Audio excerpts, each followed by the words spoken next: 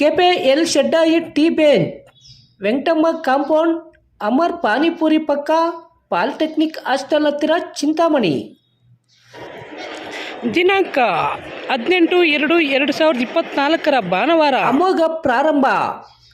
ನಮ್ಮಲ್ಲಿ 30 ತರಹದ ವೆರೈಟಿ ಟೀಗಳು, pizza, burger, sandwich, noodles, French fries, mojitos, milk shakes, ice creams, scoops ದೊರೆಯುತ್ತವೆ.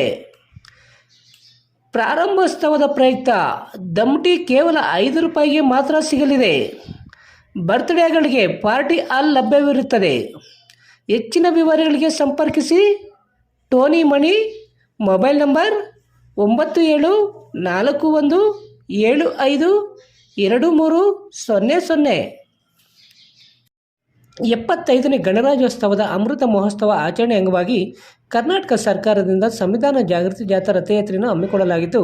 ಸಂವಿಧಾನ ಜಾಗೃತಿ ಜಾಥಾ ರಥಯಾತ್ರೆಯು ಶುಕ್ರವಾರ ಸಂಜೆ ಮಸ್ತೇನಹಳ್ಳಿ ಗ್ರಾಮ ಪಂಚಾಯಿತಿ ಕೇಂದ್ರಕ್ಕೆ ಆಗಮಿಸಿದಾಗ ಮಸ್ತೇನಹಳ್ಳಿ ಕೈಗಾರಿಕಾ ಪ್ರದೇಶದ ಸ್ವಾಗತ ಕಮಾನು ಬಳಿ ಗ್ರಾಮ ಪಂಚಾಯಿತಿ ಅಧ್ಯಕ್ಷೆ ರೋಜಾ ಹಾಗೂ ಎಲ್ಲ ಸದಸ್ಯರು, ಗ್ರಾಮ ಪಂಚಾಯಿತಿ ಅಧಿಕಾರಿಗಳು ಹಾಗೂ ಮುಖಂಡರು ಸಂವಿಧಾನ ಜಾಗೃತಿ ಜಾಥಾ ರಥಕ್ಕೆ ವಿಶೇಷ ಪೂಜೆ ಸಲ್ಲಿಸಿ ಪೂರ್ಣ ಕುಂಭಮೇಳ ಕಲಶ ಹೊತ್ತ ಮಾತೆಯರು ಹಾಗೂ ಶಾಲಾ ಮಕ್ಕಳು ಅದ್ದೂರಿಯಾಗಿ ಬರಮಾಡಿಕೊಂಡು ಮಸ್ತೇನಹಳ್ಳಿ ಗ್ರಾಮದ ತನಕ ತಮಟೆ ವಾದ್ಯ, ಶಾಲಾ ಮಕ್ಕಳ ವೇಷಭೂಷಣಗಳೊಂದಿಗೆ ಹೂಮಳೆ ಸುರಿಸುವುದರ ಮೂಲಕ ಭವ್ಯ ಮೆರವಣಿಗೆಯನ್ನು ಮಾಡಲಾಯಿತು. ಗ್ರಾಮ ಪಂಚಾಯಿತಿ ಕೇಂದ್ರದ ಬಳಿ ಹಮ್ಮಿಕೊಂಡಿದ್ದ ಕಾರ್ಯಕ್ರಮವನ್ನು ಮಸ್ತೇನಹಳ್ಳಿ ಗ್ರಾಮ ಪಂಚಾಯಿತಿ ಅಧ್ಯಕ್ಷೆ ರೋಜಾ ಮತ್ತಿತರರು ಉದ್ಘಾಟನೆ ಮಾಡಿ ಶಾಲಾ ಮಕ್ಕಳಿಂದ ಸಂವಿಧಾನದ ಪ್ರಸ್ತಾಪನೆಯನ್ನು ಬೋಧಿಸಲಾಯಿತು.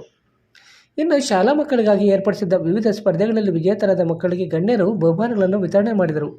ಈ ಸಂದರ್ಭದಲ್ಲಿ ಸಮಾಜ ಕಲ್ಯಾಣಾಧಿಕಾರಿ ಶ್ರೀನಿವಾಸ ನಾಯಕ, ಪಿಡಿಒ ಗಣೇಶ್ ಬಾಬು, ಮಾದಿಗ ದಂಡವರ ರಾಜ್ಯ ಮಹಾಪ್ರಧಾನ ಕಾರ್ಯದರ್ಶಿ ಜಂಗಂಶಿಗಳ್ಳಿ ದೇವರಾಜ್, ದಲಿತ ಮುಖಂಡ ಎಂಆರ್ ನಾರಾಯಣಸ್ವಾಮಿ, ಪಿಡಬ್ಲ್ಯೂ ಇಲಾಖೆಯ ನಾಗರಾಜ್, ಮುರಾರ್ಜಿ ದೇಸಾಯಿ ವಸತಿ ಶಾಲೆಯ ಪ್ರಾಂಶುಪಾಲ ಸದ್ದಾಂ, ಆರ್ಐ ವಿನೋದ್, ಗ್ರಾಮ ಲೆಕ್ಕಾಧಿಕಾರಿ ದಿವ್ಯಾ, ಸಿಆರ್ಪಿ ಯಜಾಜ್ ಬೈಕ್, ಗ್ರಾಮ ಪಂಚಾಯಿತಿ ಸದಸ್ಯರಾದ ಜಂಗಂಶಿಗಳ್ಳಿ ಮುನ್ನಾರಾಯಣಪ್ಪ, ಎನ್ ವೆಂಕಟೇಶ್, ರಾಜಗೋಪಾಲ್, ಅರುಣಾ ಜ್ಯೋತಿ, ಲಕ್ಷ್ಮೀನಾರಾಯಣ, ನಂಜುಂಡಗೌಡ, ಜಾನಪದ ಕಲಾವಿದ ಮುನ್ರೆಡ್ಡಿ, ರೆಡ್ಡಪ್ಪ, ನಾರ್ಮಕ್ಲಲ್ಲಿ ಕೃಷ್ಣ ಸೇರಿದಂತೆ ಶಾಲಾ ಶಿಕ್ಷಕರು, ಮಕ್ಕಳು, ಸಾರ್ವಜನಿಕರು ಮತ್ತಿತರರು ಉಪಸ್ಥಿತರಿದ್ದರು.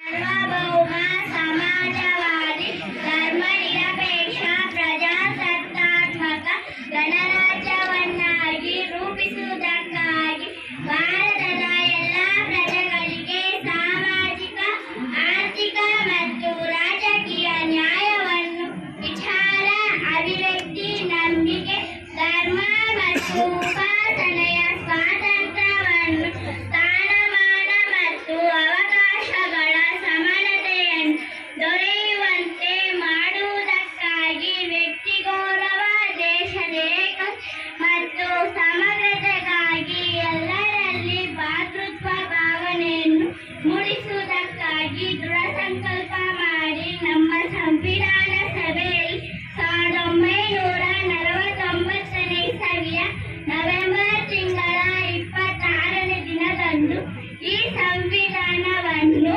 ನಮಗೆ ನಾವೇ ಅರ್ಪಿಸಿಕೊಂಡು ಅಂಗೀಕರಿಸಿ ಶಾಸನವಾಗಿ ವಿಧಿಸಿಕೊಂಡಿದ್ದೇವೆ.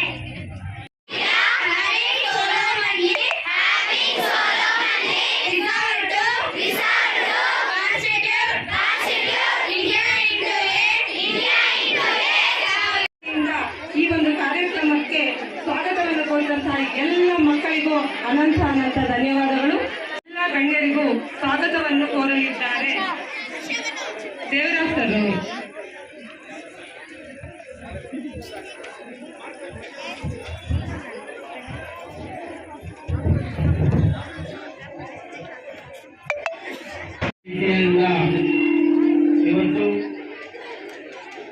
ಸಂವಿಧಾನದ ಜಾಗೃತಿ ಜಾಥವನ್ನು ತುಂಬ ಅದ್ಧೂರಿಯಾಗಿ ಈ ಪಂಚಾಯಿತಿಯ ಎಲ್ಲ ಶಾಲಾ ಮಕ್ಕಳು, ಪಂಚಾಯಿತಿ ಅಧ್ಯಕ್ಷರು ಮತ್ತು ಎಲ್ಲ ಗ್ರಾಮ ಪಂಚಾಯಿತಿಯ ಸದಸ್ಯರು, ಪಂಚಾಯಿತಿ ಅಭಿವೃದ್ಧಿ ಅಧಿಕಾರಿಗಳು ಈ ಒಂದು ಅದ್ಧೂರಿ ಕಾರ್ಯಕ್ರಮಕ್ಕೆ ಚಾಲನೆಯನ್ನ ಇವತ್ತು ಕೊಟ್ಟಿದ್ದಾರೆ. ತುಂಬಾ ವಿಶೇಷವಾದಂತ ದಿನ. ಯಾಕೆ ವಿಶೇಷವಾದಂತ ದಿನ ಅಂದ್ರೆ, ಇವತ್ತು ಘನತೆಯುತ ರಾಜ್ಯ ಸರ್ಕಾರ, ಜಿಲ್ಲಾಡಳಿತ ಚಿಕ್ಕಬಳ್ಳಾಪುರ, ಜಿಲ್ಲಾ ಪಂಚಾಯತ್ ಚಿಕ್ಕಬಳ್ಳಾಪುರ, ಅದರ ಜೊತೆಗೆ ಸಮಾಜ ಕಲ್ಯಾಣ ಇಲಾಖೆ ಇವರ ಸಂಯುಕ್ತ ಆಶ್ರಯದಲ್ಲಿ ನಾವು ಇವತ್ತು ಸಂವಿಧಾನವನ್ನು ಅರಿಯುವ ಕೆಲಸವನ್ನ ಸಂವಿಧಾನ ಜಾಥಾ ಕಾರ್ಯಕ್ರಮದ ಮೂಲಕ ಮಾಡ್ತಾ ಇದ್ದೇವೆ. ಸ್ವತಂತ್ರ ಬಂದು ಸುಮಾರು ನಮಗೆ 3 ಶತಮಾನಗಳಷ್ಟು ಆಗಿದೆ. ಇಷ್ಟು ದಿವಸ ಕಳೆದರೂ ಸಹ ಅಂಬೇಡ್ಕರ್ ಅವರ ಕನಸು ಏನಿತ್ತು, ಈ ದೇಶದ ಪ್ರತಿಯೊಬ್ಬ ಸಾಮಾನ್ಯ ಪ್ರಜೆಗೆ, ಸಾಮಾನ್ಯ ನಾಗರಿಕನಿಗೆ ಯಾವ ರೀತಿಯ ನ್ಯಾಯ ಸಿಗಬೇಕು, ಯಾವ ರೀತಿಯ ಸೌಲಭ್ಯಗಳು ಸಿಗಬೇಕು, ಅದು ಇವತ್ತು ಸಿಕ್ಕಿದ್ಯಾ ಅನ್ನುವ ಪ್ರಶ್ನೆ ನಾವು ಮಾಡ್ಕೋಬೇಕಾಗಿದೆ. ನಮಗೂ ಹಕ್ಕು ಇದೆ ಅಂತ ತಿಳ್ಕೊಳ್ಳತಕ್ಕಂಥ ಒಂದು ಮಹಾನ್ ನಾಯಕರ ಹೆಸರೇ ಡಾಕ್ಟರ್ BR ಅಂಬೇಡ್ಕರ್ ಅಂತ ಇದೆ. ಅಂಬೇಡ್ಕರ್ ಅವರು ಶಿಕ್ಷಣ ಮುಗಿಸಿ ಲಂಡನ್ನಲ್ಲಿ ಅವರು ಲಂಡನ್ ಸ್ಕೂಲ್ ಆಫ್ ಎಕನಾಮಿಕ್ಸ್ ಅಲ್ಲಿ ಡಾಕ್ಟರೇಟ್ ಅನ್ನು ಪಡೆದಿದ್ದಾರೆ. 1918ರಲ್ಲಿ ಅದೇ ಪ್ರತಿಷ್ಠಿತ ಕೊಲಂಬಿಯಾ ಯೂನಿವರ್ಸಿಟಿಯಲ್ಲಿ ಡಾಕ್ಟರೇಟ್ ಪದವಿಯನ್ನು ಪಡೆದಿದ್ದಾರೆ. ಅವರು ಈ ಒಂದು ಪದವಿಗಳನ್ನು ಪಡೆದು ಮತ್ತೆ ನಮ್ಮ ಇಂಡಿಯಾಗೆ ಬರ್ತಾರೆ. ಇಂಡಿಯಾಗೆ ಬಂದ್ರೆ ನಮ್ಮ ಭಾರತ ದೇಶದಲ್ಲಿ ಆಗ 563 ರಾಜ್ಯ ಸಂಸ್ಥಾನಗಳಿದ್ದು, ರಾಜ್ಯ ಸಂಸ್ಥಾನಗಳಿದ್ದಾಗ ಭಾರತ ಅಂತ ಹೆಸರಿರಲಿಲ್ಲ. ಮತ್ತೆ ಅದೇ ರೀತಿ ಈ ಒಂದು ಭಾರತ ದೇಶದಲ್ಲಿ ಮತದಾನದ ಹಕ್ಕು ಅನ್ನೋದಿರ್ತಾ ಇರಲಿಲ್ಲ, ಶಿಕ್ಷಣ ಅನ್ನೋದಿರಲಿಲ್ಲ. ಶಿಕ್ಷಣ ಅನ್ನೋದಿತ್ತು, ಯಾರಿಗಿತ್ತು ಅಂತಂದ್ರೆ 1902ರಲ್ಲಿ ಲಾರ್ಡ್ ವೆಲ್ಲಸ್ ಅಂತೇಳಿ ಸಾರ್ವತ್ರಿಕ ಶಿಕ್ಷಣ ಪದ್ಧತಿ ಇತ್ತು. ಅದರಲ್ಲಿ ಯಾರಿತ್ತು ಅಂತಂದ್ರೆ ಬ್ರಾಹ್ಮಣ ಮಕ್ಕಳಿಗೆ, ಮತ್ತೆ ಯಾರು ಸರ್ಕಾರಕ್ಕೆ ತೆರಿಗೆ ಕಟ್ಟಾರೋ, ಯಾರು ಶ್ರೀಮಂತರಾಗಿದ್ದ ಅವ್ರ ಮಕ್ಕಳು ಮಾತ್ರ ಶಿಕ್ಷಣ ಇರುತ್ತೆ. ಆ ಒಂದು ಶಿಕ್ಷಣವನ್ನು ಅವರು ಲಂಡನ್ ಅಲ್ಲಿ ಓದ್ಕೊಂಡು ಬಂದು ಮತ್ತೆ ಭಾರತ ದೇಶದಲ್ಲಿ ಈ ರೀತಿ ಇದೆ ಅಂತ ಮನಗಂಡು ಭಾರತ ದೇಶದ ಎಲ್ಲಾ ವರ್ಗದ, ಎಲ್ಲಾ ಧರ್ಮದ ಜನರಿಗೂ ಕೂಡ ಶಿಕ್ಷಣವನ್ನು ಕೊಡಿಸಬೇಕಂತ ಹೇಳ್ಬಿಟ್ಟು ಅವರು ಅವಿರತವಾಗಿ ಶ್ರಮವನ್ನು ವಹಿಸ್ತಾರೆ. ಆದ್ರೆ ಮಾಡಂತೆ ಧರಣಿ ಮಾಡ್ತಾರೆ ಅಂತ ಹೇಳ್ತಾ ಇದ್ದಾರೆ. ಅದಕ್ಕೆ ಮುಂದಿನ ದಿನಗಳಲ್ಲಿ ಈಗ ನಮಗೆ ಇವಾಗೆಲ್ಲರೂ ಈ ಸಂವಿಧಾನವನ್ನು ಬದಲಾವಣೆ ಮಾಡಬೇಕನ್ನೋ ಮಾತು ಮಾತಾಡ್ತಾ ಇದ್ದಾರೆ. ಮೊನ್ನೆದಲ್ಲಿ ಎಲ್ಲ 2023ರಲ್ಲಿ ಕೇಂದ್ರ ಸರ್ಕಾರದಲ್ಲಿ ಒಂದು EWS ಅಂತ ಒಂದು ಮಂಡನೆ ಮಾಡಿದ ಕಾಯ್ದೆ ಅಂತೇಳಿ. ಆ ಕಾಯ್ದೆ ಏನಂದ್ರೆ ಬ್ರಾಹ್ಮಣರಲ್ಲಿ ಬಡವರಿಗೆ ಮೀಸಲಾತಿ ಕೊಡ್ಬೇಕಾದ್ರೆ 10% ಮಾಡ್ಕೊಂಡಿದ್ದಾರೆ, 10% ಮಾಡ್ಕೊಂಡಿದ್ದಾರೆ ಅಂತಂದ್ರೆ ಈಗ ನಮ್ಗಿರ್ತಕ್ಕಂಥ ಮೀಸಲಾತಿಯಲ್ಲಿ ಅವರು ಬರೀ 1 ವರ್ಷಕ್ಕೆ 300 ಜನ IAS IPS ಆಗಿದ್ದಾರೆ. ಇದು ನಮ್ಮ SC ST ಪರಿಶಿಷ್ಟ ಜಾತಿ ಶೂದ್ರರ ಮೇಲೆ ಮತ್ತೆ ಮೇಲ್ವರ್ಗದವರ ಮೇಲೆ ದೊಡ್ಡ ಒಂದು ಅನಾಹುತ ಆಗ್ತಾ ಇದೆ.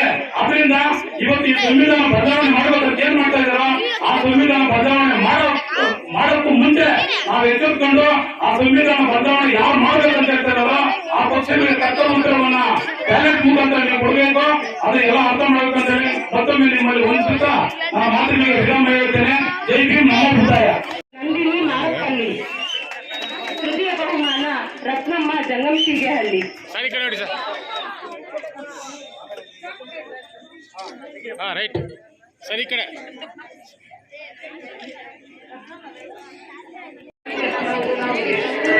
ಮುಖ್ಯ ಅಂದ್ರೆ ಇವತ್ತು ನಮ್ಮ ಮಕ್ಕಳು ಈಗಿನ ಮಕ್ಕಳೇ ನಾಳೆ ನಮ್ಮಲ್ಲಿ ಎಲ್ಲ ರೀತಿಯೂ ಈಗ ಹೇಳಿದ್ದಾರೆ. ಸೊ ಅದರ ತರ ಪಾಲಿಸಬೇಕು. ಎಲ್ಲ ಮಕ್ಕಳಿಗೂ ಹಕ್ಕು ಅನ್ನೋದು ಯಾರು ಮನೆಗೂ ಸಂಪತ್ತಲ್ಲ, ನಮ್ಮ ಹಕ್ಕು. ಇವತ್ತು ಅಂಬೇಡ್ಕರ್ ಯಾವ ನಮಗೆ ಹಕ್ಕನ್ನು ತಂದುಕೊಂಡಿದ್ದಾರೋ ಅದನ್ನು ನೀವು ಉಳಿಸಬೇಕು, ಬೆಳೆಸಬೇಕು. ನಾಳೆ ಬೆಳಗ್ಗೆ ನಮ್ಮ ಹಕ್ಕು ಏನಿಲ್ಲ, ಮುಂಚೆ ಹೆಣ್ಣುಮಕ್ಕಳು ಹೊರಗಡೆ ಬರ್ತಾ ಇರಲಿಲ್ಲ. ಇವತ್ತು ನಾವು ಪಂಚಾಯತಿನಲ್ಲಿ ಆಗಿರ್ಬೋದು, ತಾಲೂಕಲ್ಲಾಗಿರ್ಬೋದು, ಜಿಲ್ಲೆನಲ್ಲಾಗಿರ್ಬೋದು, ರಾಜ್ಯದಲ್ಲಾಗಿರ್ಬೋದು, ಎಲ್ಲಾ ಕಡೆಯೂ ಹೆಣ್ಮಕ್ಳು, ಎಲ್ಲ ಕಡೆಯೂ 50%, 30% ಎಲ್ಲ ಹೆಣ್ಮಕ್ಳಿದ್ದಾರೆ. ಇವತ್ತು ಎಷ್ಟೊಂದು ಮುಂದುವರೆದಿದೆ ಅಂದ್ರೆ ಅದು ಯಾರು ಕಾರಣ ಅಂದ್ರೆ ನಮ್ಮ ಡಾಕ್ಟರ್ ಅಂಬೇಡ್ಕರ್ ಅನ್ನು ಇರೋದ್ರಿಂದ ನಾವು ಅವನು ಮರಿಬಾರ್ದು, ಹಂಗೆ ಮಾಡಬೇಕು. ಇವಾಗ ಎಲ್ಲ ಹೇಳಿದರೆ ಮಕ್ಕಳು ಆಲ್ರೆಡಿ ಟೈಮ್ ಆಗಿಬಿಟ್ಟಿದೆ. 2 ವಾರ ಹಿಂದೆ ನಾನು ಮುಗಿಸ್ತಾ ಇದ್ದೀನಿ. ಜೈ ಹಿಂದ್, ಜೈ ಕನ್ನಡ.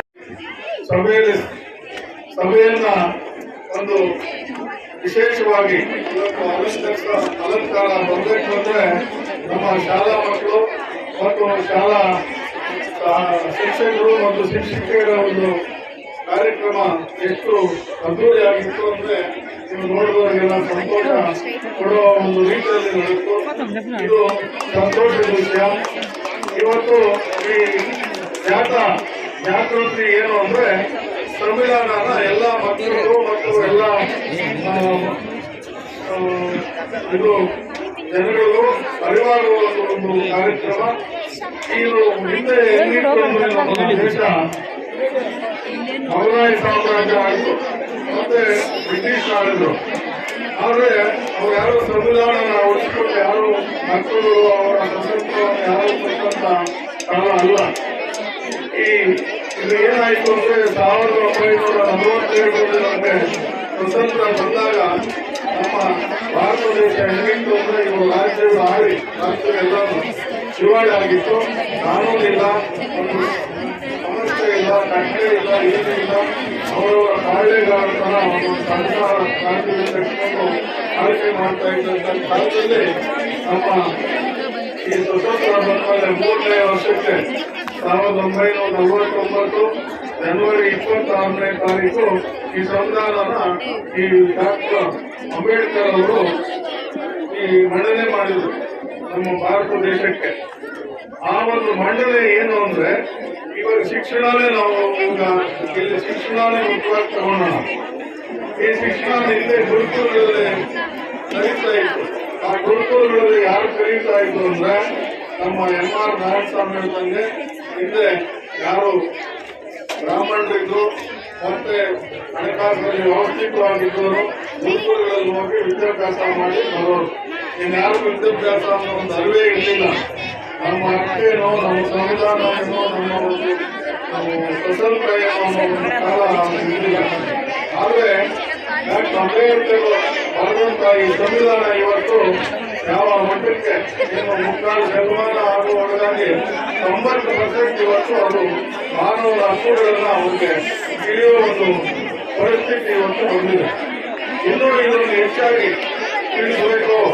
ಇದು ಒಂದು ನಮ್ಮ ಸಂವಿಧಾನ ಏನಿದೆ ಇದು ಇಡೀ ಪ್ರಪಂಚಕ್ಕೆ ಅರಿವಾಗಬೇಕು ಅನ್ನೋ ಒಂದು ಉದ್ದೇಶ ಇಟ್ಕೊಂಡು ಇವತ್ತು ನಮ್ಮ ಸರ್ಕಾರ ಇವತ್ತು ಈ ಜಾಗೃತಿ ಜಾಥಾನ ಸಂವಿಧಾನ ಜಾಗೃತಿ ಜಾಥಾನ ಇವತ್ತು ಹಳ್ಳಿಗೂ ತಲುಪುವಂತ ಒಂದು ಕಾರ್ಯಕ್ರಮನ ಹಮ್ಮಿಕೊಂಡು ಇವತ್ತು ಈ ಮತ್ತೇನಹಳ್ಳಿ ಗ್ರಾಮ ಪಂಚಾಯಿತಿಯಲ್ಲಿ ಈ ಒಂದು ಕಾರ್ಯಕ್ರಮನ ಪಂಚಾಯಿತಿ ಅಂದ್ರೆ ಹೋಬಳಿಯಿಂದ ಬೆಳಗ್ಗೆಯಿಂದ ಇದು ಹಳ್ಳಿಗಳಿಗೂ ಬಂದು ಈ ಜಾಥಾ ಎಲ್ಲರಿಗೂ ಅರಿವು ಮೂಡಿಸುವ ಒಂದು ಕಾರ್ಯಕ್ರಮ ಇಟ್ಕೊಂಡು ಇವತ್ತು ಇಲ್ಲಿ ಸೇರಿರ್ತಕ್ಕಂಥ NS ಫ್ಯಾಮಿಲಿ ರೆಸ್ಟೋರೆಂಟ್, ಬೆಂಗಳೂರು ರಸ್ತೆ, ಚಿನ್ನಸಂದ್ರ ಕೆಳಗಿನ ಗೇಟ್ ಹತ್ತಿರ ನೂತನವಾಗಿ ಪ್ರಾರಂಭವಾಗಿರುವ ನಮ್ಮ NS ಫ್ಯಾಮಿಲಿ ರೆಸ್ಟೋರೆಂಟ್ನಲ್ಲಿ ಹೊಸಕೋಟೆ ಶೈಲಿಯಲ್ಲಿ ಭಾನುವಾರ, ಮಂಗಳವಾರ ಹಾಗೂ ಶುಕ್ರವಾರಗಳಂದು ಬೆಳಗ್ಗೆ 5 ಗಂಟೆಯಿಂದಲೇ ಹೊಸಕೋಟೆ ಶೈಲಿಯಲ್ಲಿ ದಮ್ ಬಿರಿಯಾನಿ ದೊರೆಯುತ್ತದೆ. ಹಾಗೂ ಪ್ರತಿದಿನ ಬೆಳಗ್ಗೆ 11 ಗಂಟೆಯಿಂದ ರಾತ್ರಿ 11 ಗಂಟೆ ತನಕ ಚಿಕನ್ ಬಿರಿಯಾನಿ, ತಲೆ ಮಾಂಸ, ಬೋಟಿ ಮಟನ್ ಹಾಗೂ ಚಿಕನ್ ಊಟ ದೊರೆಯುತ್ತದೆ. ಹೆಚ್ಚಿನ ವಿವರಗಳಿಗೆ ಸಂಪರ್ಕಿಸಿ 9739969143. ಚಿಂತಾಮಣಿ ನಗರದಲ್ಲಿ ಇದೀಗ ಹೆರಿಟೇಜ್ ಹಾಲಿನ ಉತ್ಪನ್ನಗಳ ಮಾರಾಟ ಮಳಿಗೆ ಅಂಜನಿ ಬಡಾವಣೆ, ರಾಯಲ್ ರಸ್ತೆ, ನಗರ ಪೊಲೀಸ್ ಠಾಣೆಯ ಬಳಿ ಆರಂಭವಾಗಿದೆ. ನಮ್ಮ ಹೆರಿಟೇಜ್ ಮಳಿಗೆಯಲ್ಲಿ ಹಾಲು, ಮೊಸರು, ತುಪ್ಪ, ಪನ್ನೀರ್, ಐಸ್ ಕ್ರೀಮ್ ಸೇರಿದಂತೆ ಎಲ್ಲ ರೀತಿಯ ಹಾಲಿನ ಸಿಹಿ ಉತ್ಪನ್ನಗಳು ದೊರೆಯುತ್ತವೆ.